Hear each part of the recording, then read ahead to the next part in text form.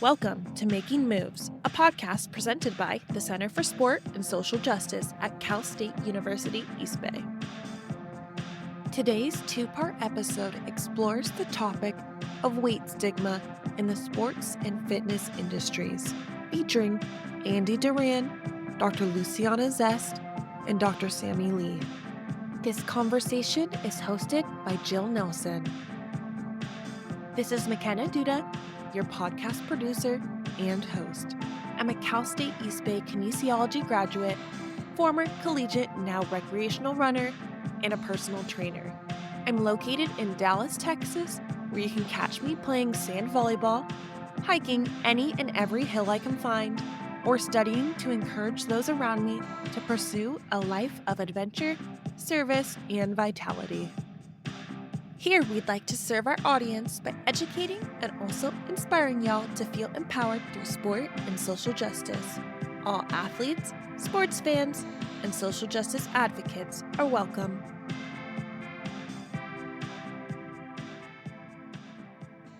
Mindful moment coming in hot. Within this portion of the pod, we intentionally consider a thought or topic.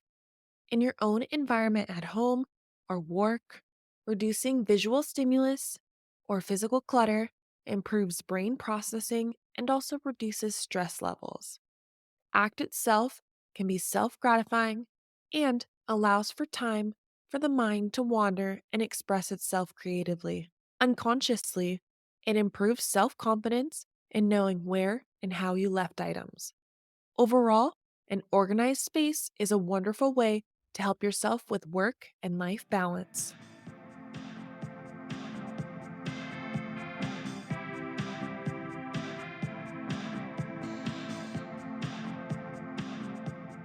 We are joined by Andy Duran, the founder of ChubRollz, a local Bay Area community for fat and plus size skaters, along with professors Dr. Luciana Zuest and Dr. Sae-Mi Lee for an important conversation about weight stigma in sports and fitness.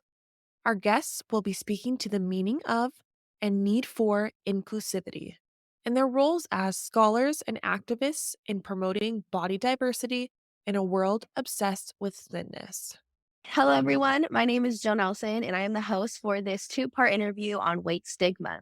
I am a former soccer player here at East Bay, and I'm about to graduate with my degree in kinesiology and minor in business. All of my life, I have done things basically because I'm passionate about them, and fighting for social justice in every way is one of them. I'm a firm believer in doing all that I can to make sure that it's better for the people coming after me.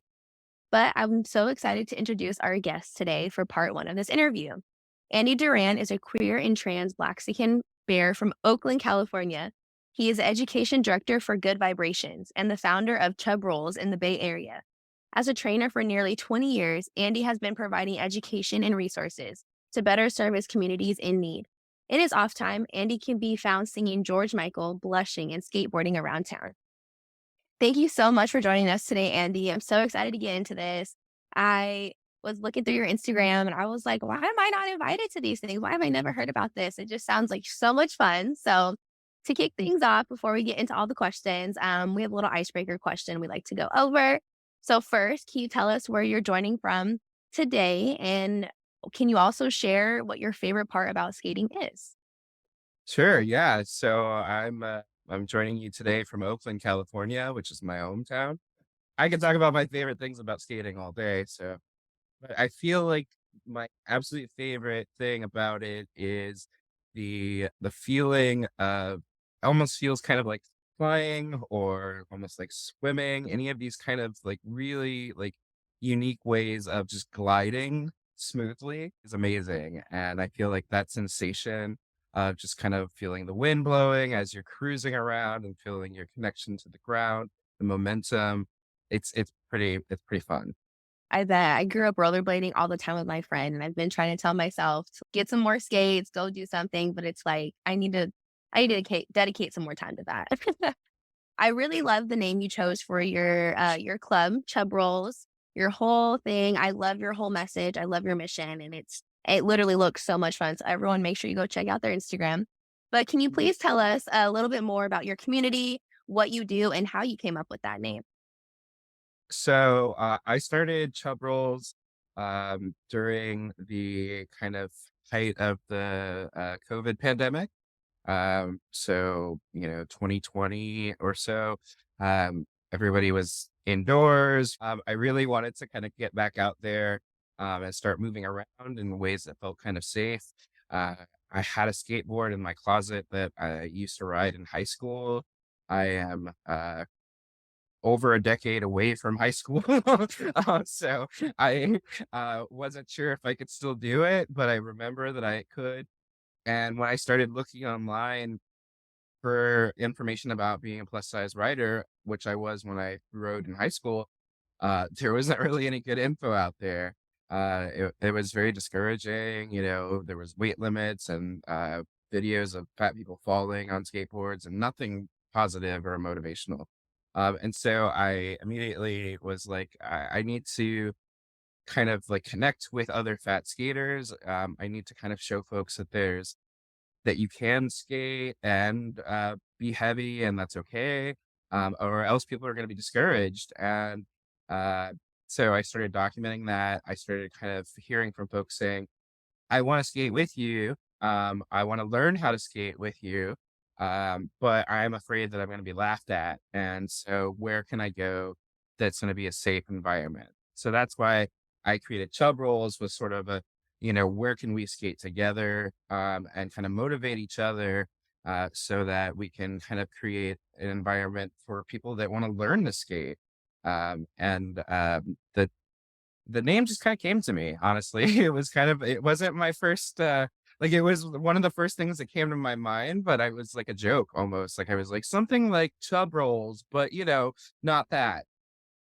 I love that. Yeah, I was so excited to hop on with you today. Again, I want to thank you for creating this space and this opportunity for everyone to kind of just see that you don't have to fit into this one little box, that it's everything's made for everybody. So thank you for creating this space, this safe space, this opportunity for people. A little brief history, if you want to give us, from your perspective of weight stigmatization in today's society, specifically as it relates to sports. I think that there is not enough diversity shown of any type of way um, to be involved with sports. I think that everything tends to be focused for people that want to be on a certain track of professionalism, maybe. So, like, if you're looking to be a professional athlete, a professional NBA player, or something, um, then you're not going to see what real inner city street kids playing ball look like, right? Like, you're only going to see everything that like showcases like these kind of Stepford athletes, where it's just very like, cookie cutter. And I feel like that really takes away from it takes the visibility away for folks. And when you don't see it, you feel immediately like you can't do it, right? There's no representation, then suddenly it's never been done before, it's never been reached. Or why should I even try? Or you set yourself up to be a target of some type of harassment because everybody else is going to think, what are you doing? You're not supposed to be here. Haven't you read the memo? So it's unfortunate that most sports as a whole don't really focus on the activity. They only focus on kind of this like professional athletic goal that not everybody who likes to play with that activity or sport is looking to do. A little bit of elaboration off what you said. Do you feel like this kind of ties into race, socioeconomic status, gender, et cetera? Do you feel like this little cookie cutter idea of what you're supposed to look like in sport, or what you're supposed to do and how you're supposed to act, does that kind of tie in with that? Oh, absolutely. I mean, it's one of those things where um for a lot of people who, well, in skateboarding, let's say, there's definitely a certain look that for what people think a skateboarder is, typically a white young male. And so whenever, we started to see like kind of a couple of different like folks of color coming up in like the skateboarding community or whatever, like it was really like this like, oh my God, like you can skate too. Like like kind of thing that like exact same thing happened.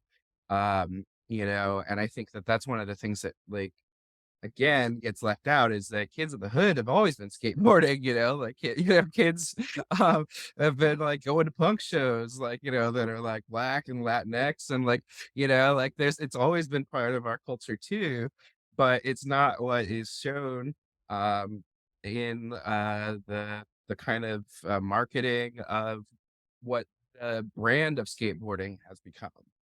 And then, of course, once your culture is recognized as a brand commodity, then they're interested, which is like also its own conversation. 100%. It's that's another topic for discussion, but I'm right with you. But do you also feel like there's an obsession with thinness? Like you were talking about culture and how like it's marketed that way, it's people are attracted to it. Do you think thinness is kind of the same thing where we're just obsessed with looking a certain way? So people unfortunately still equate fatness to being inherently lazy and unhealthy. And I think that those two things, like, um, people don't associate with physical activity. And so what's really frustrating with that is that, people have even made jokes to me when I was starting the group, like, aren't once you get people skating, are you gonna lose your members because they start losing weight? And it's like this idea again that like fat people haven't been moving or don't have physical activity, and that once you start walking around that block, then you'll start to look different, which reiterates this kind of idea of like, ugh, they're so lazy and they're doing this upon themselves, and they can totally just do something, these quick things to make it different. And also that we would want to, which is also the other thing people associate with fatness is that everybody who's fat would obviously want to not be fat, when that's not how it goes either. Do you think it kind of has to be with just, is it kind of like just America's ideals? What's your thoughts on that? I think that it is uh, going to be definitely true in colonized countries, which is a lot of them. So, like, we're gonna have America for sure, but we're gonna have all parts of other parts of the globe that have then also been sold this idea that lighter skin and fairer skin is more beautiful, or, you know, this type of body is more beautiful, and those kind of curves are, because race and obesity, I'm doing air quotes with that because it's the O word, but like, um, but race and obesity have been like hugely linked and tied together, with like the just kind of even to the way of using Black women's bodies, in figuring out what types of shapes that people should and shouldn't have, and it's just really, it's always been linked. So I think that people have been taught to not like their bodies. People have been taught to try to change their bodies, and the same people that kind of benefit from that message are also people that have something invested in the marketing of what kind of bodies get shown. Definitely. I think the beauty standard, again, air quotes, just kind of just it's evolving, but it's still stuck in a very, like you said earlier, cookie cutter format where it's, oh yeah, we're gonna be inclusive. We're gonna, add this, do this, change that. But it's still, I feel like we're still stuck in a little narrow mindset of, this is okay, this is not, when in reality, we're all the same, we're all human. It doesn't matter what we look like on the outside, it's what matters on the inside. Yeah. Um, Andy, you also do a lot of activism involving inclusivity of all bodies in all spaces, most directly in the space of skating, as well as inclusivity in retail and marketing material for ChubRollz. What kind of successes and what kind of challenges have you experienced in your work thus far? We listen to our community, like, and I like community better than customers, like, as a concept, like we listen to our community. And so it's like, hey, y'all, like, what size clothes are y'all wearing? So when we want to make shirts, like we're making sure everybody can get one, like that kind of like really recognizing that there are people out there that are going to want to be a part of this, and we don't know them, right? Like, we need to get to know them. And I feel like, what happened for me on the other side of that is when I wanna go and purchase, a skate shirt or a skate hoodie, and I go to the site and it stops at XL or not even XL, just at large, it's like I immediately know who they want in the club, like who they want repping their stuff, like who they want, like, to be a part of that scene. And it's frustrating because then you're like, so I can't even be, a fan, right? Like, of a different size or different body type. That whole thing of when you're not connected to the people that you are trying to reach, like you're gonna lose them. Thank you for doing that because again, it is really hard to, like you said, sometimes you see stuff stop or they don't even think to, market towards certain people. So thank you again for doing that and all of your hard work and making sure that everyone's included and that they feel included, not just, oh, we're just going to add this so you get it, Yeah. So I want to thank you for that. And have you faced any like other challenges or, anything else you'd like to say based off of your experience, promoting your brand, marketing, all of that, or any advice to anyone else out there? Um, do as much of it as yourself as you can, like promoting and marketing. I think no one can tell your story as good as you. Um, I have definitely had people like kind of twist my story around in the first couple of articles that came out, like they were very like sensationalized and like, like obese man, like helping the community. And it's like 350 pounds on a skateboard. And it's like, okay, yeah. That's not exactly what I'm trying to get out. That's not the point. I feel like, um, you know, we tried to really kind of control the story as much as we could as a group, and I think that really helped so that people wouldn't use us as their kind of like, uplifting story of the month or, something that felt really fake. Thank you for sticking to your truth and, not letting anyone change you, your story, or what you're trying to do here. So again, keep going. What would you say has been the biggest impact, that your club has done or that your members have done, or you personally, what do you think has been the biggest impact for you and what has been the public's response to that? So that I think the biggest impact for me has been the public response. Honestly, it's like I go out and, out in the community, like I went to, a couple of cities over Walnut Creek to grab dinner with somebody one day. And, I don't hang out in Walnut Creek, but whatever. And I was over there and twice that evening, like people came up to me and were like, "Oh my God, like you're Andy from ChubRollz." Like, whoa. And in both situations, they weren't really people who I expected to have impacted. They,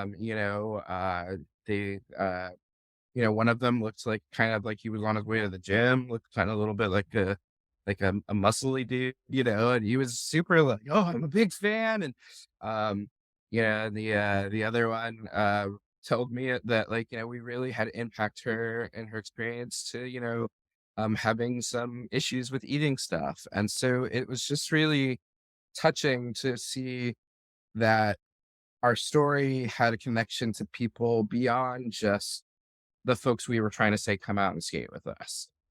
For whatever reason, it resonated within them. Um, and that felt really powerful. So I think that was the impact that I saw, way beyond any of the media stuff that we got, but it was a product of the media, and the exposure that we got. Um, but it's the stuff that felt the most rewarding. Like this is what we did it for. And I think like just hearing you like speak and answer these questions, it's your authenticity, like the way you're just so true to you and your message. I think that's what also touches people because just hearing you and just like obviously just scrolling through your Instagram, I can just understand like, oh, I love this mission. I love what you're doing. But hearing you talk and how authentic you are and how genuine you are about this whole thing and what you've done so far just continues to inspire me as well. It's like, you know what? I'm gonna keep doing and make sure that no matter where I'm at, everyone feels included. So again, keep on going. I appreciate it. Of course. What change would you like to see in the way that the general public views or thinks of fatness? Has, anything kind of came up in regards to that? Yeah, I mean, kind of like I mentioned before, like people have those kind of rigid ideas of why somebody is fat, right? Like they are fat because they are too lazy to go walk around the block once a day. And if they only did that, then they would be. And it's ridiculous because there are again fat athletes that work out. We talk about Lizzo, right? Like and how I saw her perform. She puts on a show. She danced the whole time. I can't do any of that, and neither can a lot of people who are a lot thinner. And so, like, it's one of those things where people think that, like, oh, boy, I see it in the comments, like how like, people are like, how are they still fat? And it's just like, why do you care? Like, why are you even invested in why this person's body looks different? Like, just realize that you've been holding on to some stereotypes and some really like kind of messed up beliefs, and then you've been using that to kind of judge people or to immediately say like that person is unhealthy, that person is lazy, that person is whatever. Like I just feel like that's that one is none of your business, but two is also motivated by your own like misunderstandings of fatness as a whole thing. So with that, what kind of impact would this have on the next generation if the world was more inclusive? Like, do you think the next generation is doing, or what we're doing right now is gonna, progress? We're gonna see more inclusivity. We're gonna see, kind of stereotypes kind of or diminishing, or people are starting to just kind of accept everybody for who they are. Or do you think we're kind of stuck in this kind of like wishy-washy situation? I mean, I think it's a both and, but I think it's gonna shift, right? Like one of the things that I really get frustrated with is every time I see a really like awesome fat actor or celebrity that I'm like, like, oh yeah, cool. Then like a year or so later, like the media has pushed them to lose weight. And so you're like, oh damn it, like, and like it happens with everybody, and it's like really frustrating because then we're losing our representation, um, and I feel, and it's also like, oh, so that's what happens when you get access to money, right? That's what happens when you have access to personal trainers and people telling you you'll make more money if you lose weight, right? People who don't do that, then they get targeted as like glorifying obesity by not losing weight, right? And so it's this thing that I feel like is going to shift as we see more fat people kind of out there just being awesome and being Lizzos and just, like representing, or we're seeing more fat like Olympians, and weightlifters and all these other kind of like, really cool things that we just didn't see before. I think that's gonna remind people that they're strong, or they can dance, or they can skate, or they can play ball, or any of these things that they thought they couldn't do. And the more and more we see that, I think that it doesn't matter really what the media portrays. They're not portraying me like what social media did. And so like the more and more individuals connect with one another, the more and more representation we can create. 1000%. That was beautifully said. Thank you. And I feel like, of course, I feel like everyone has their own definition. Like you talked about Lizzo, you talked about Olympians. Like, if you're healthy and you feel healthy and you're confident and you love yourself, I feel like there should be no one else's opinion should matter. No one should be forcing you to feel any way or change who you are. As long as you're healthy and you're in your own definition of healthy, by all means, keep on living. There's no reason for anyone else to sit here and judge us. And it honestly, even if you're not healthy, I mean, like, it's just like, Yeah. I think there's this thing that, like, like that somehow, like, earns people's, like, like, oh, it's like, not everybody is, like, trying to do, I'm not out here saying, hey, y'all who are cigarette smokers, you can't come to this thing, or you can't, like, people are out there doing stuff. All those TikTokers eating, just corn syrup and like all kinds of weird stuff. Or like, no one's like, hey, you're not being healthy. Like, but it's like, oh, folks that physically are looked a certain way. That's when we start saying, no, you're not healthy, and it's like that's really frustrating. So it's like, no, like honestly, like if you're not healthy, if you're not well, if you don't have money to be healthy, if you don't have access, if you're physically disabled or, whatever, like that's fine. Like you still get to party. You still are alive. You still get respect. Preach. For those listening, if there's one thing that you could recommend to help us make spaces in sport more inclusive for all bodies, not just in skating, but in sports as a whole, what would it be?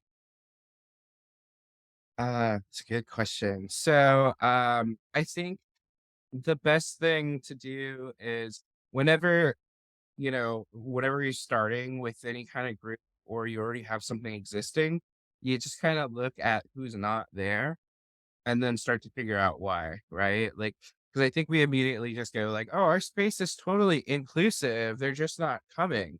And it's like, no, like there's a reason why it's not, racially diverse, or it's not, the fat folks don't feel safe or any of those things. Like, where are you advertising? Who are in your pictures? Like, uh, does it say things in there like, like our group says all over it, like, LGBT, plus, like inclusive, like Black Lives Matter, like, all this stuff. So who are gonna be like a part of that community. So you can go, oh cool, I'm gonna feel safe here. Right. Like, and it's like those, whenever I see an event flyer that says all sizes welcome, that immediately, like, lets me know that they know what's up. They know what's what, right? So it's like by saying what you're like wearing it on your sleeve, like you really make a difference. There's a new guitar shop that just opened up around the corner from my house, and I haven't gone in it yet. I don't play the guitar, but there's right on the front door, it says no racism, no transphobia, no homophobia, no sexism. Oh, and no stage diving. But like immediately, like I know like what kind of folks are there, and like that's a cool spot, right? Like so I think like that's how you let folks know that they are safe and included and invited, is that you are not just hopeful that folks feel safe, you're letting them know they're protected when they show.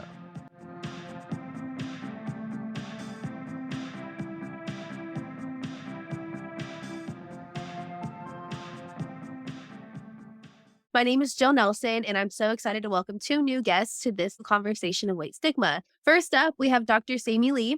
Dr. Lee is an assistant professor of sport and exercise psychology at California State University, Los Angeles. She has a personal and professional commitment to social justice and works to carry out this mission through all of her scholarly activities.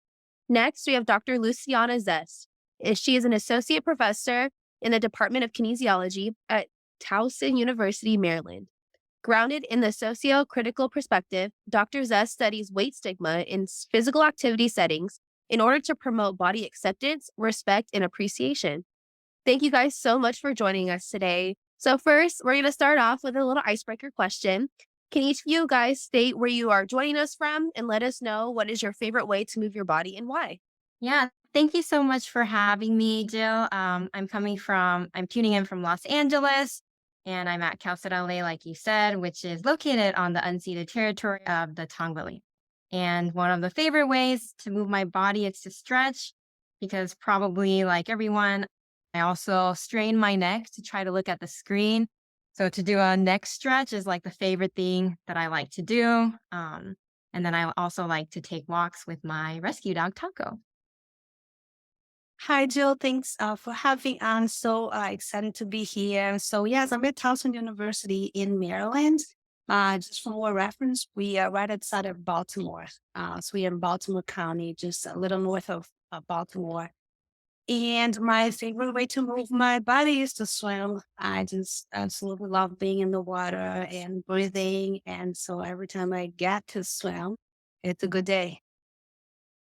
I definitely need swimming lessons. So I'll be looking to have a conversation with you after this. All right. So we're going to hop into the chunk of what this podcast is about. So, can each of you tell us about your work in weight stigma in fitness spaces and how you became studying this topic? Dr. Zest? Okay. Where to begin? So I was just thinking like that, in 2019, Sae-Mi and I sat down to kind of make plans, right, for, what we wanted to study and how we want to move on with our scholarly work. And here we are, it's 2023, and a lot of the things that we set forward to accomplish have happened, and even more than we could imagine. So, that was just something I was thinking. I personally got into this because I struggle with body, dissatisfaction and weight preoccupation for most of my adult life. And thinking back on why was that, a lot had to do with the messages I've learned in physical activity spaces and contexts. Obviously, this is a complex issue, but part of it was the messages I received in the spaces. So I look back in my life and I noticed the same messages were being, put forward in different contexts related to physical activity, right? So in conversations, we realize, okay, this is something we want to learn about, want to study and pursue. So studying weight stigma and physical activity spaces and 2019, and the first thing we decided to do was to create educational materials for fitness professionals. We realized we wanted to bring this to our classes. I prepared physical education teachers, and at the time I was working with Sae-Mi, and she, was teaching the exercise and sports psychology, and we wanted materials to use in our classes, and we couldn't find them. And then we decided that we wanted to create those materials, and that's what we have been working for. So I can talk more about that as we go and how we did and what we did. But this is sort of the origin of the project that we call the weight inclusive thinking. And that brings me to my next question, which is, can you tell us a little bit more about your title, Weight Inclusive Thinking, and a little bit more about that and, what you both founded? So I just wanted to echo what Luciana was saying. I think living in the society that is very fat phobic, sizist, and intersects with a lot of different isms, right? How my body is appearing was a big concern of mine, a very big preoccupation. Similarly, learning a lot of these messages in physical activity spaces and kinesiology. But I did want to mention that first realizations that I had of how this topic intersected with more of my professional work was always the understanding was like obesity is an epidemic, right? The O word is an epidemic. And I can look back at some of the papers that I wrote in grad school and exercise psych class where I just said that all the time. And that was the rationale for why we should invest in physical activity.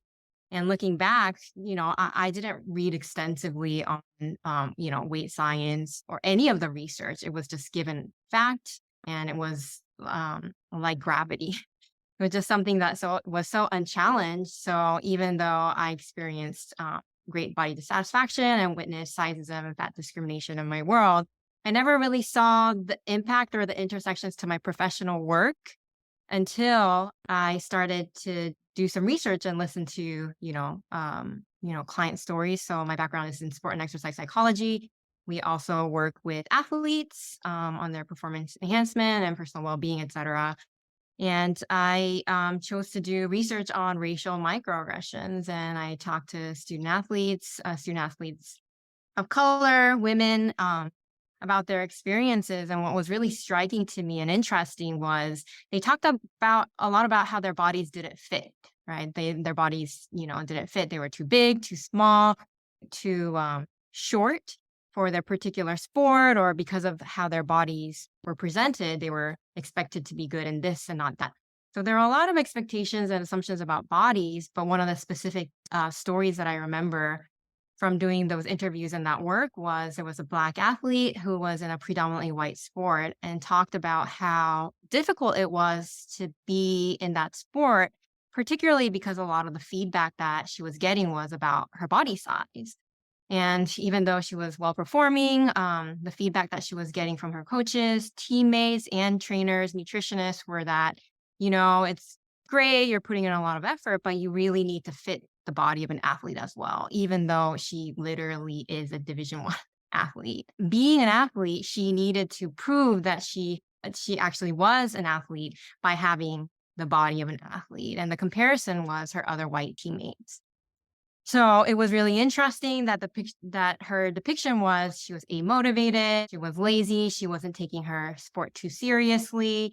And so what is my role as a sports psych consultant there, right? If they were referred to me as a client, is my role to work on her amotivation because she just, just not motivated and as committed to her sport and performance as her other athletes or teammates? Or is there something more to it? And there's really nothing in my many, many years of scholarly training that helped me navigate that conversation at all. It was more so trying to get them to, find activities that were joyful, whatever. So ultimately they could eliminate their fatness. And that really opened my eyes to, okay, what is my professional obligation? Why is there such a shortage of training and preparedness or complete lack of conversation when our goal is literally to help people? And what does that even mean when we're trying to help people? So that really got me interested. And then I had the opportunity to meet some like-minded colleagues who are already doing this work on weight stigma, on health at every size approach. And so I was fortunate to join in some of the scholarship to change this in our kinesiology fields. Perhaps, Luciana, you could talk a little bit about our overall approach of weight inclusive thinking. We basically had two pillars. The first pillar was we need to educate people to be different, to first of all recognize that we're incredibly weight centric, and that leads to a lot of problems, and that there are alternative approaches to considering our health as well as engaging in physical activity, which is more of a weight inclusive approach. So we do some education. We try to do education related to that. And then our thought process is, okay, once you're educated, you should be able to practice differently. Your practice should not be the same as if someone who didn't learn about weight inclusive approaches would approach their practice. So the second part of it is service delivery. And then what are the different ways in which people practice? How can we refine that? So that's my service learning program, which is GPAM. But perhaps Luciana could talk a little bit about what we've done to try to educate different populations about weight inclusive thinking. Yeah, sure. So we spend time, Sae-Mi and I, we didn't do this alone. We had a partner, a mentor, Dr. Dawn Clifford. She is at Northern Arizona University, and she works with nutrition, and she teaches nutrition classes. And she had presented the health at every size approach to us, and to me was something new. And when we got together, she had seen the need to create those trainings as well. So the three of us together said, oh, how can we do this? And we thought that creating an online course would be a good idea because it would be scalable and other people, we could have, lots of people having access to it. So I had a sabbatical leave at Chico State, and the three of us worked together to create a course, to create the content.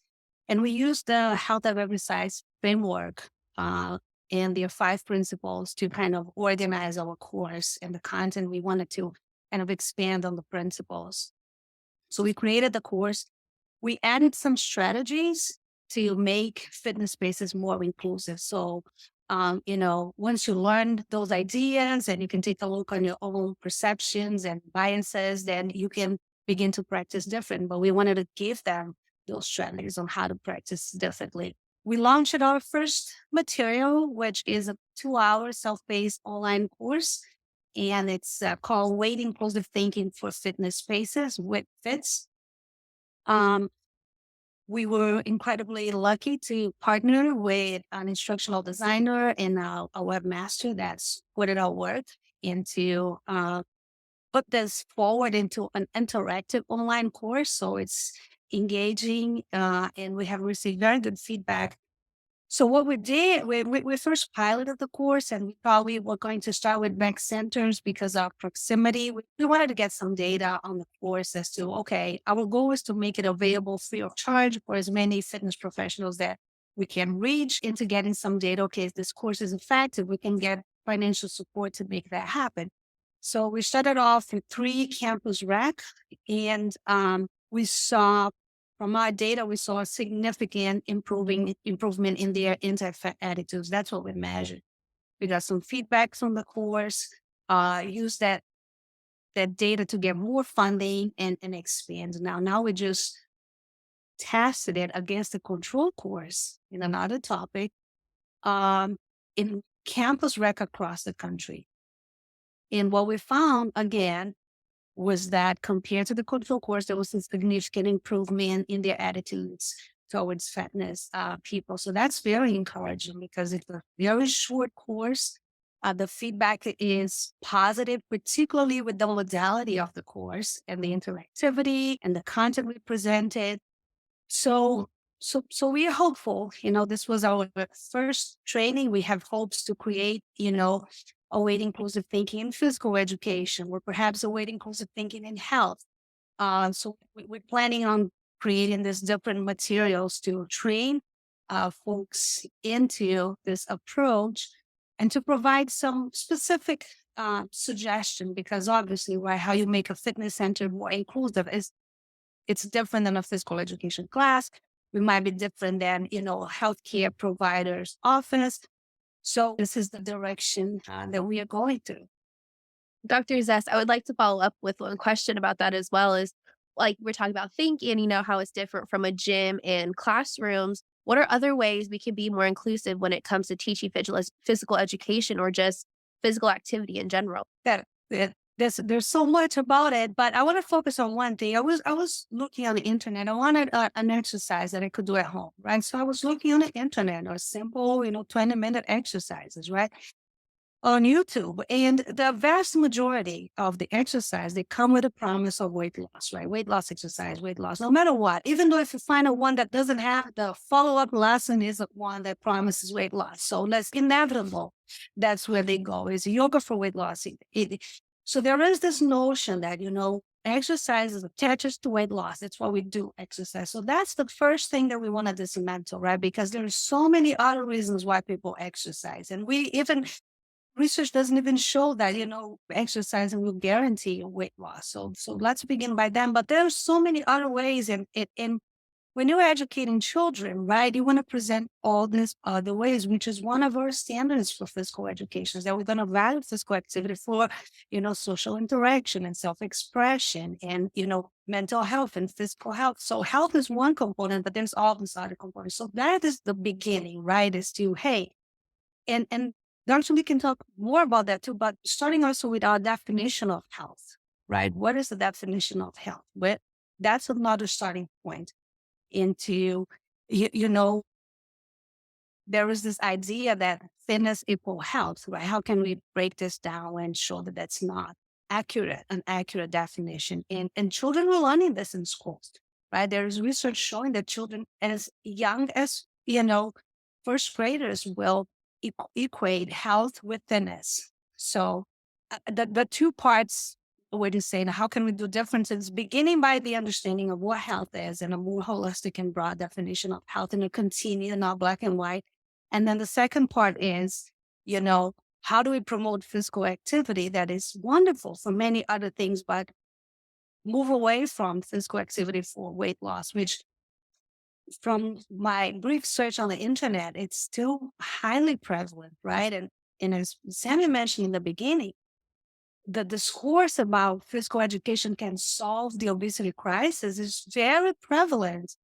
And we have zero evidence that physical education can do anything to change anybody's bodies. And the whole thing of we're trying to change people's bodies is really crazy, to say the least, but it's just not what we are here for, but to provide people with positive opportunities of movement, right? To attract them to movement. And how do we do this?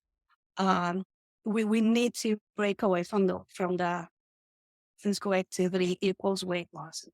I'll pass it on to Sae-Mi. I mean, I just want to echo what Luciana said. I think it's offensive to the field of kinesiology to suggest that all movement is good for is weight loss or body changes in any way. Those of us who have, I mean, anyone who's moved their body knows that movement is necessary literally to live our day-to-day lives. And there's so many reasons to move our bodies that we have to move our bodies beyond just body weight management. And so I think we're really digging our own selves in the hole if that's the only thing that we're kind of latching onto to to justify the growth of the field or justify, yeah, why people should care about their, moving their bodies. Oh, because it's going to lead to weight loss. So I guess that's a good segue into the Golden Eagle Physical Activity Mentoring, GPM for short, because that's a mouthful. But the wording, even though it's very weird, what is physical activity mentoring? No one really walks in knowing what that is, but that was very intentional on my part, even though I don't think it sounds the best. It's very intentional to move away from this idea of using the term exercise, because exercise is only one of the ways in which we can move our bodies and be physically active. Also, I wanted to move away from coaching because, yeah, for those of us in sport who have enjoyed it, coaching is great. We had some wonderful coaches. And then also, similar to what Luciana was saying, there's a lot of us who were in sporting settings who had coaches that are the reasons why we hate sports, running, whatever that we associate.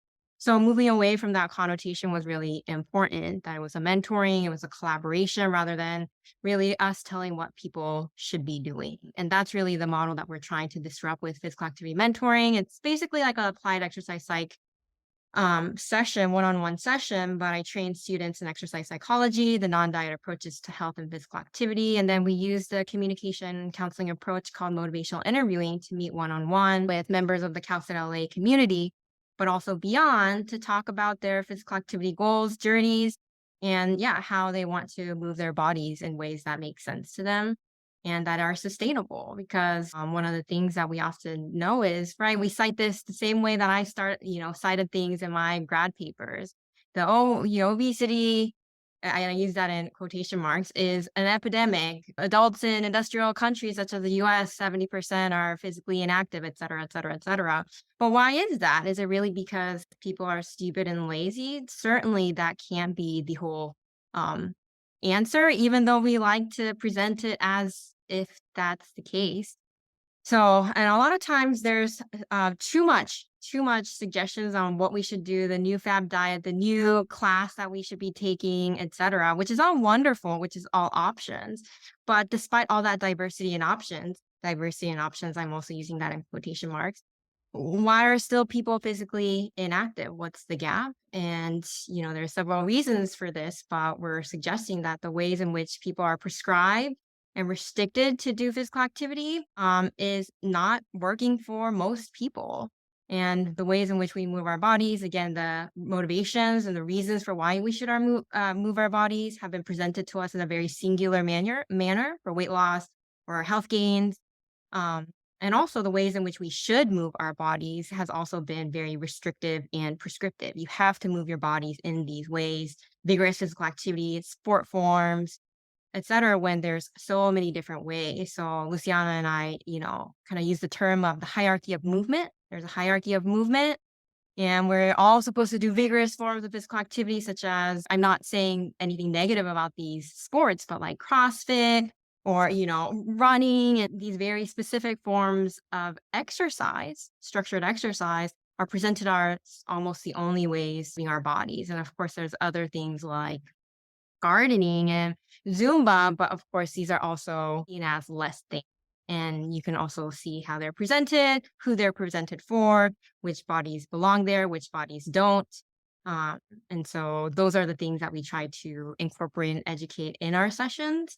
So we're not basically prescribing people what to do, but asking them what makes sense to you. What are some of the reasons you want to move your body? Yeah, how can you listen to your body to make sure that you're taking care of your own body, your own way, rather than just being told what to do and feeling that you're failing it. So that's the idea of GPM. I went on a little bit of a tangent. We're in our fourth semester, launching at CalCit LA, and it's been very difficult, but also very rewarding. We're still in a process. Everyone is learning. But, the informal client feedback that we have gotten is that, yeah, it does help people take a step back and why do I want to move my body? And why do I want to do the activities that I thought I was wanting to do? And what are my barriers? And is it really a personal problem, my fault? Like that something's wrong with me, that I'm lazy and stupid, etc., that I can't get to move my body? Or is this a social political problem?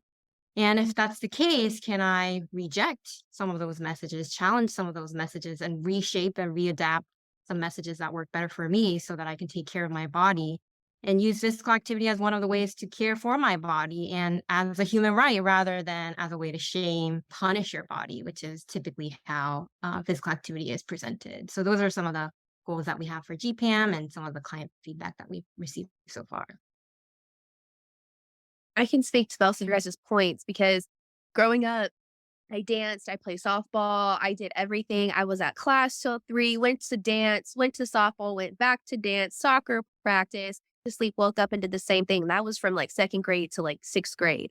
And I started lifting weights in high school. I started doing a whole bunch of agility work. And just to kind of see my transition to after sport, because I just finished this last October, I love low impact movements. I love low impact exercises. And I was taught that lifting heavy, going crazy, maxing out, bulking, eating all of these things was the right way to do it. But I was only doing things to fuel me to be better for my sport, not because it was good for me. It was good for what the people coaching me, what their expectations were of me. And I was fulfilling somebody else's. Even though lifting 300 pounds on my back was a really good accomplishment, now I'm 22 years old and I'm like, oh, my back hurts. Oh my goodness, my knees are starting to hurt. I'm getting aches and pains when I'm doing crazy heavy lifting. But it's also, like you said, we're so cookie cutter into having to be fit into what we're doing and not for the whole purpose of why we should be moving. It's for mental and physical. It's not just for what you're doing on a field or on a court or just being a power lifter, you know? So I think what both of you guys had said is just perfect. And just me being, again, a previous athlete and hearing this, it's so good to know that there's people out there who are working to change the whole dynamic of what goes on in collegiate sports in everyone's minds across the world. So again, thank you. But that kind of leads us into the next question, which is kind of talk about today's culture and how there's this idea of health equals thinness or thinness is exactly what we need to be. And that's the obsession. And that's what everyone kind of is attracted to. And it's kind of almost unconscious at this point, but or assumed to be like a fact. But I want to unpack this a little bit and have both of you speak on this and about how institutions and their guidelines about weight are kind of harmful to the people they affect. I mean, to turn on the television, right, and you will see that's pretty clear in the commercials and in the shows, right? And I catch myself and looking at women's bodies and wanting that. But now I have the tools to negotiate that and say, wait, no, and see for what it is. But most people don't, and not because I'm special, but because I've been doing this work and had to learn those things, which changed it for me. But it's all over the place, and advertisement about health and what's healthy and unhealthy. So it's very black and white. This is healthy. This is unhealthy.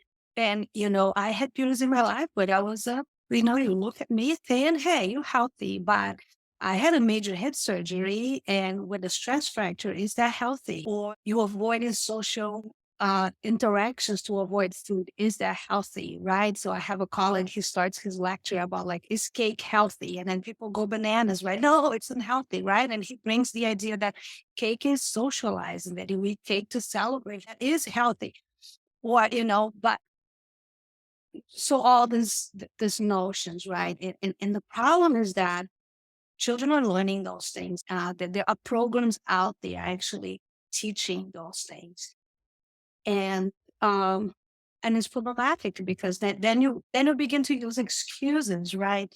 I was in a conversation that turned heated the other day about Lizzo, and the person was telling me that she couldn't be out there because it's unhealthy, right?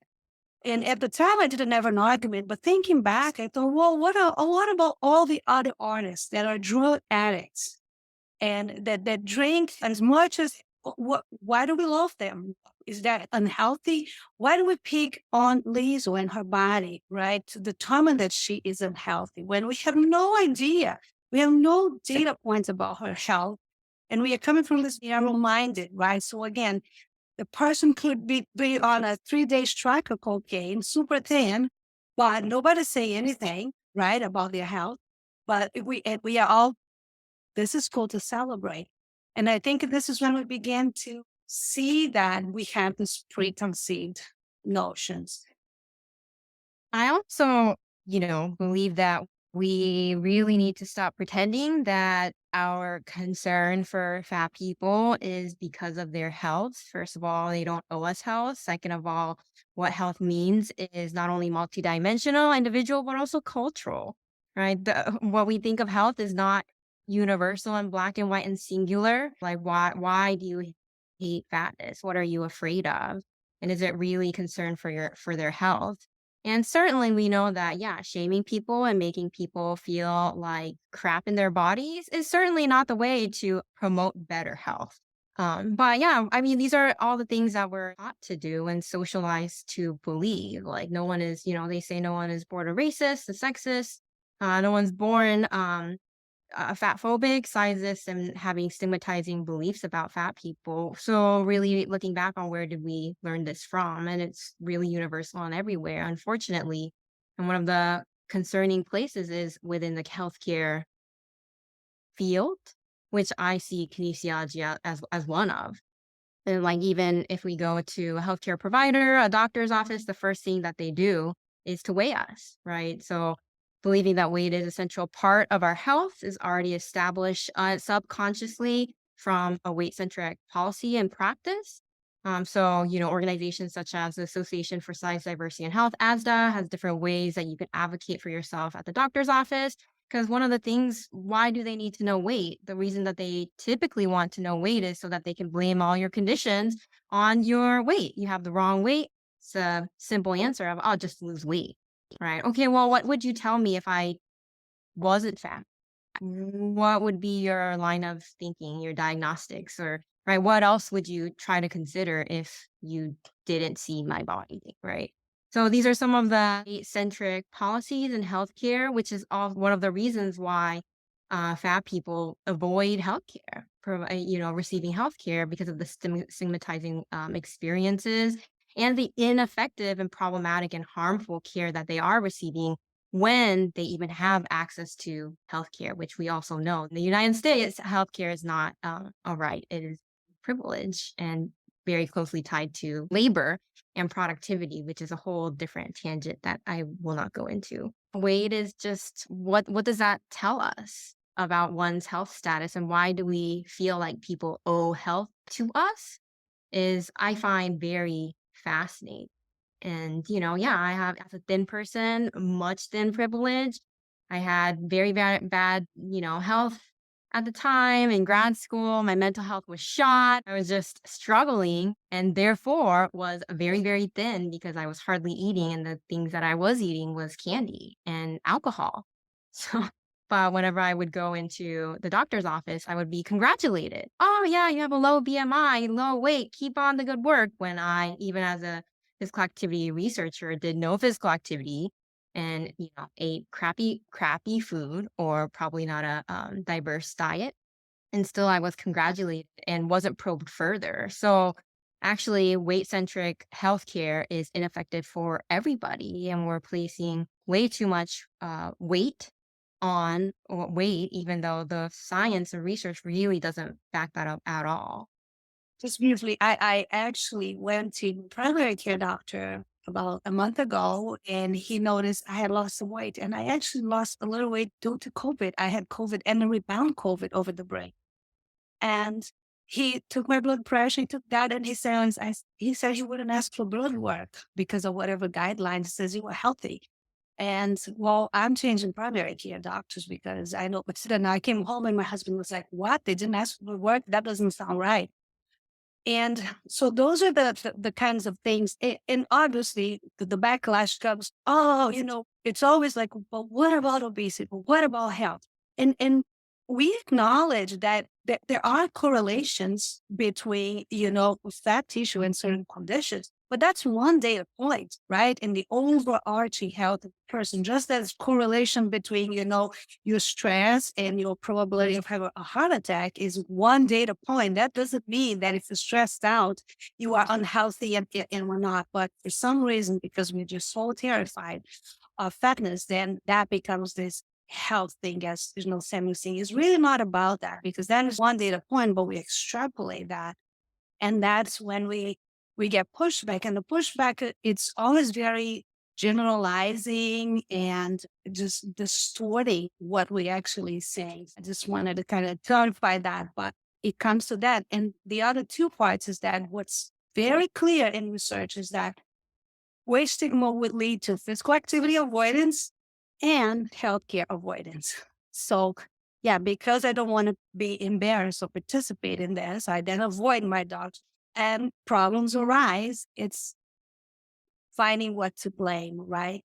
We live in this fantasy that just telling people to exercise will change things, but go walk every day. Well, there are no sidewalks, and my neighborhood isn't safe, and there's no lightning. But if you go for a walk, it will solve your problems. And we're putting very minimal effort in addressing the issues that could create access to physical activity spaces. And the energy, we spend way more energy on the individual rather than on the changes that we can make to make physical activity accessible and available for everyone. So that's another problem, and something we will address in the course. We kind of try to highlight that to the social determinants of health.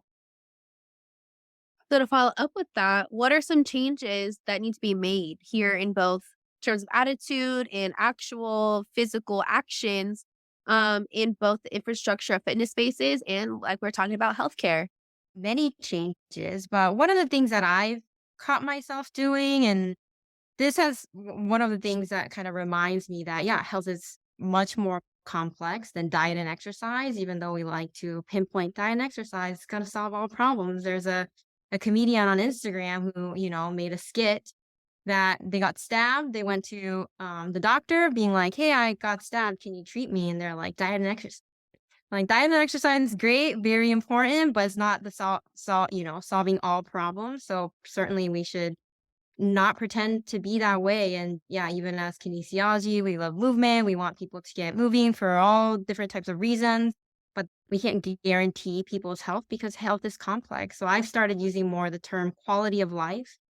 Quality of life is something that I, as an individual, cannot determine on my own. Quality of life is determined by many things, such as what Luciana was saying: safety, access to clean air and water, to food, having money, not being in a toxic relationship with different kinds of members, right, in my community, having relationship health. So many things determine my quality of life beyond just individual behaviors such as diet and exercise. So in my mind, using the term quality of life whenever I'm talking about these things kind of is my own way to remind myself these issues are way more complex. So even as we're trying to simplify things for the sake of simplicity, to certainly not reduce these complex problems as if they're as simply solvable of use this kind of term or use this kind of language or smile to, these people extra hard and then they're going to feel welcomed, right? These complex problems require complex solutions. We found an organizing framework as a way to, I guess, organize some of the interventions that we found that would be helpful in reducing weight stigma, specifically in fitness spaces. But I do, I guess, just one, and I'll let Luciana talk about that, but just even if we pretended that, diet and exercise is the solution to all of our problems, we're really putting fat people in a bind because we're like, we care about your health. It's unhealthy. You're glorifying fatness by, promoting body size diversity and inclusion. What are fat people supposed to do, right? They exercise. And then I have personally my own colleagues say things like, right, with a fat person moving, I worry about their joints. Like they're really harming their health by doing these. So, okay, well, how am I supposed to move my body then when you're going to demonize me anyway? Okay, are we even making size inclusive clothing? Workout wear, because we know that we need particular clothing that makes it a little bit more comfortable to move than like wearing jeans. Is there size inclusive clothing options? Are there size inclusive equipments? If you're really worried about health and you really want us to get up and move, right? Are you creating the conditions and the opportunities and the positive experience for people to do that? Certainly we are not. Whenever any fat person is on anything, just living life, oh, we can't do that because we're glorifying fatness. Okay, well, yeah, it's not really about health at all. You know it, I know it. Let's not stop pretending that we're caring about, health in any way, and just say that you don't like fat people, which, again, where does that come from? Would be a place to start of like, why do I have these stigmatizing beliefs? I wasn't born with it. Who's spoken to me that I'm repeating these spoken words to? And just because I was spoken these words to doesn't mean that I have to continue to repeat them. And really examining what is the impact of my words, what are the impact of my assumptions, and looking at that, like, yeah, if I believe that people should be demonized and that's the only way to move them towards health, what does that allow people to do? What are the actions that are allowed to them, the ways that they can interact with the world and exist? And what are the ways in which I literally am limiting them from existing simply because of my assumptions? And then decide, okay, yeah, looking at your impact, what are the ways to move forward? So that might be a starting point. But Luciana has more. I love that the word assumptions, right? It's so important. So Sae-Mi mentioned the strategies. We organize them in three categories. So pretty much your intrapersonal, so the things that I can do within myself, which is the starting point.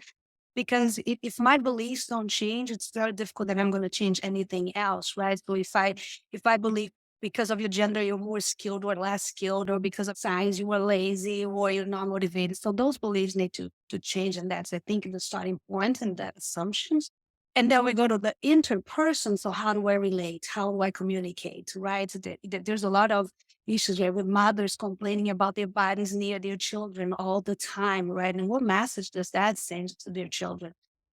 So that language, right, things that we say, and how we interact with people, what we tell them about health, what we tell them about physical activity, right? The other day, I was supervising a student in an internship, and she was telling this eighth graders that this exercise it's good because it burns calories, right? So I had to explain that really that doesn't matter, and that can create so many more problems, right? Because they don't have a full understanding. And now you're telling eighth graders that this exercise is good because it burns calories, right? So that is that interpersonal, what I am communicating about health, physical activity. And then we have the structural strategies, meaning like, do we need a scale in every bathroom? Do we need mirrors all over the place? Do we need signs, right? Again, I went in the high school the other day and it was painting on the wall, right? Pain is temporary, pride is forever. Like, are those signs necessary, right? So we can do changes in those three layers. And I think as a society, we are kind of moving towards a better place. Obviously, there is so much work, but as a teenager, right, I grew up and it was Madonna dancing, right, with her, sculpted body, and all of her dancers looked like her, right? I didn't have an opportunity to see the dancers that Lizzo bring on stage. They're phenomenal dancers. They have different bodies, right? I grew up understanding that this is the body, that this is how you should look like, because there wasn't anything different than that. So I think we are moving, and the more we see different bodies in images, right? Again, you talk about what we can do, provide different images of people with different bodies, because if all we see is that same image and the same body, we are not contributing, right? And this is one of the things we didn't know, of course. We spend a lot of times, because it's very difficult to find images that represented people with larger bodies living their lives happy and enjoying and doing things. So I'm trying to collect those for children now. And when I do searches, all I get is a child with a belly hanging over the pants, eating a cheeseburger, something that is very stigmatizing.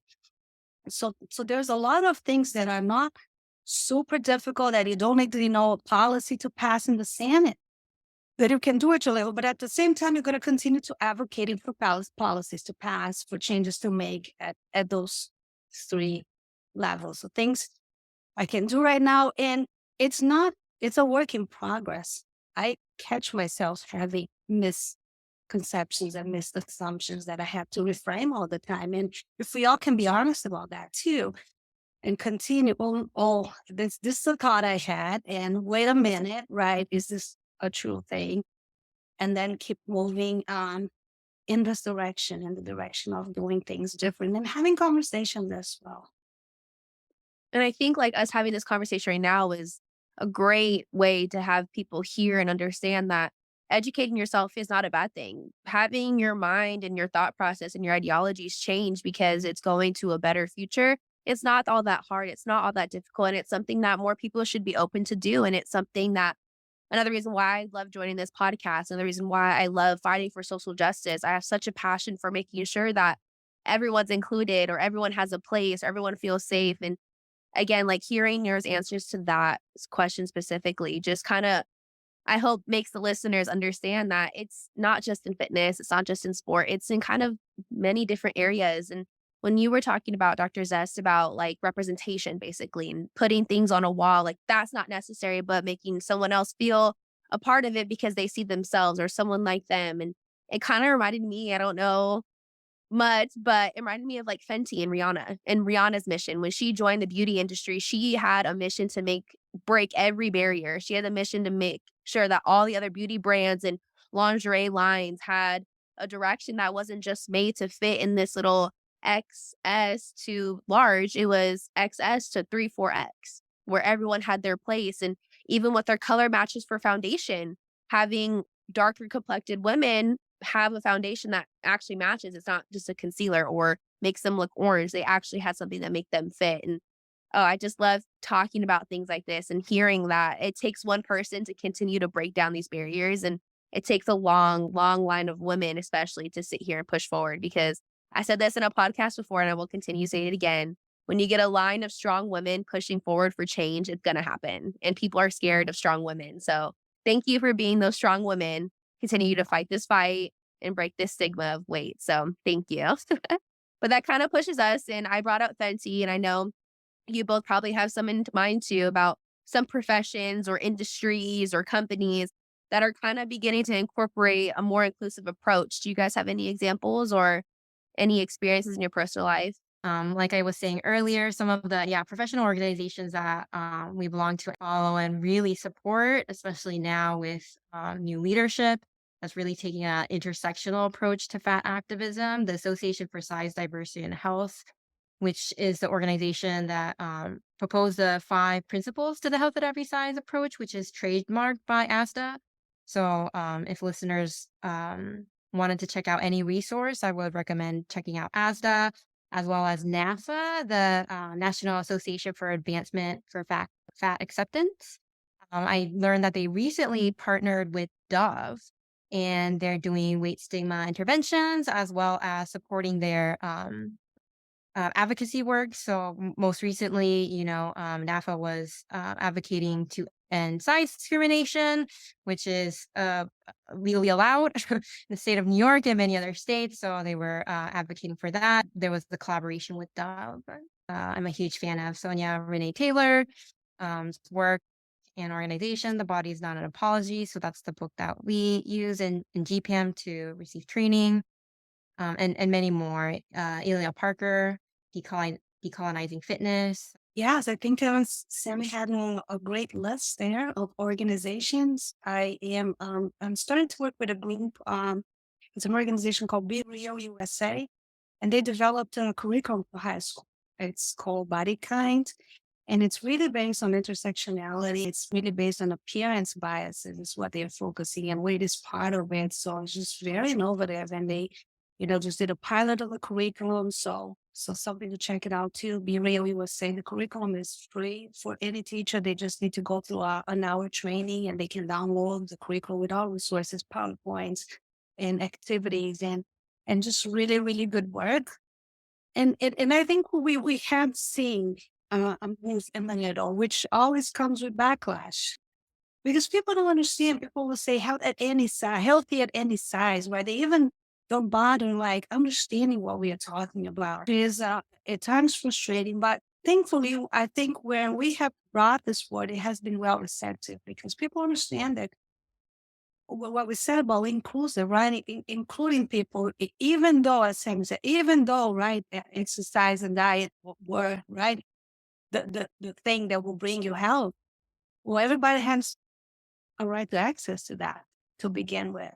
And how do we have those conversations, right? As giving people access to these opportunities and making them feel comfortable. And it, I've learned a lot by listening to the voices of larger people, right? Because a lot of this I didn't know. I didn't know that there were no rules because I didn't have the problem. So I didn't know. I didn't know that people, a fat person will go on a hike and then people will be, looking at them like, good for you. I'm glad you're here. So I didn't know those things. But when you start paying attention and listening to the voices, the experiences that they go through, we begin to understand a little more. So an investment in kind of like listen and believe to what people are saying about their experiences. I think that's also helpful. There's been news stories, here and there about organizations. I think there was a woman in Hawaii doing a surf class girl. So now she has this group of women that are larger and they are surfing and taking space in a very, a space that you would rarely see anybody who's not, thin and quote athletic. So there are people creating those programs and bringing others to do physical activity. I've seen organizations in San Francisco doing that with skateboarding, right? So bringing people into skateboarding, and here you welcome me. So folks are taking those initiatives to create those spaces where folks can move, enjoy themselves. It shouldn't matter what you look like, and it shouldn't matter to anyone else how you feel. I'm a big person that preaches balance. Like if I want to go out with my friends one day out of the month, I'm going to go out with my friends. I'm not going to stick to meal prepping. I'm not going to stick to all of these things. And I feel like that kind of puts you in a routine. And I love routine. Don't get me wrong. I'm a very type A person, but it gets old and you get bored. You get stressed and you think like, oh, I didn't meal prep. Oh, I'm not eating this. And it kind of tricks your brain to thinking like, oh, you have to do these things instead of just having fun and letting loose. So again, I think it's a lot of pressure on people that is from other people. And I think as a society as a whole, just my own personal opinion, we kind of lost a little bit of consideration and understanding. And then we get frustrated when people don't understand or consider us. So I think it kind of ties into weight stigma as well. But again, personal opinion, hot take. You can meal prep, you can exercise every day, and you still not guarantee health because health is unpredictable, right? You get an accident tomorrow, you get an illness. Then people who do their meal prep, they also can get ill. We can't guarantee. It can't happen, right? No, there's just no formula. Obviously, there's some health behaviors that will, improve your chances, but still, we live in this world that a lot is because of commercial reasons. And people are selling those products, right? If you buy my meal prep list here, if you download my meal prep, you guarantee health. If you do this exercise, if you do these things, there's something at the end, but at the end of the day, there is not. And I feel like it's important for people listening and people who are on social media to follow the people in the fitness world that are inclusive, that aren't set on having you look a certain way, on just, bettering your health. I know there's so many different trainers in quotes that think they know exactly what it is to, preach this, preach that. And then you have someone who reads the textbooks, who has their education and goes through all these different programs, and they kind of just debunk everything that they're saying or basically they're preaching. And it's kind of crazy to see that some coaches fight online and just to sit here and make sure that they're right because they look this way and it worked for them and it doesn't always work for somebody else. Again, I think all this information, this whole podcast has been so informative, and I know I've taken a lot away from this. Both of you ladies are so inspiring, and women like you are continuing to be on the forefront of this fight and continuing to lead us in the right direction. So I want to thank you guys personally for me. I want to thank you guys for coming on this podcast. But I just have one more question. Are there any other websites? I know you guys have mentioned books before as well, but any other books, articles, magazines that, can help our listeners read or help them kind of be more informed of our topic today? Certainly, we're not the leaders or centers. And should be the voice that is loudest speaking. Like Luciana was saying, we're very new to this work, and we know the things that we do because of people with lived experiences told us. Like that's literally the only reason we know anything. So actually, the leaders should be the people who are experiencing this and have been advocating for generations to merely exist, but also move their bodies and live in joyous ways. So we're continuing to kind of work and try to be very intentional about not taking up space. But the ways in which we have decided to take space is we have particular access. We have the privilege and access to certain spaces. And like you were saying, we have the citations, the degree, the things that we can spit out that appear more believable or digestible, right? More palatable to listen to our message than to those people who actually this is their lived reality and they say and they're like, get up and move, right? So I think we're very aware of that. So also, which is why we, try to do what we can given the access that we can, as well as, the privilege that we do have the access to, but trying to make sure that, we don't take up all the space. We're certainly not the leaders, and other organizations like ASDA, NAFA, others who've been doing this work like Sonia Renee Taylor, Virgie Tovar, whom I love as well. And then, I think very popularly known Aubrey Gordon, who just came out with her new book, You Just Need to Lose Weight, and 19 Other Myths About Fat People. And she goes into all of this in her podcast Maintenance Phase. And then I did want to mention, this is a pre-order book, so I haven't had a chance to read this yet, but this is on my reading list by Justice Roe Williams. That's on Instagram. They, with other editors, edited a book called Deconstructing Fitness Industrial Complex. And I know Luciana and I are very excited to read this book, and others who are doing this work already that we stand on the shoulders of and try to make impact in our own ways, in our own spaces. And this list, I think it's comprehensive enough. And thank you so much for having us. This is another great conversation. I hope all the listeners enjoyed and continue to help all of us fight for social justice across all different planes. So again, thank you guys so much for joining us. All of the links, references, organizations, all the wonderful information from this podcast will be linked down below in the show notes. So don't forget to check everything out. So thank you guys again. And this is Jill logging off.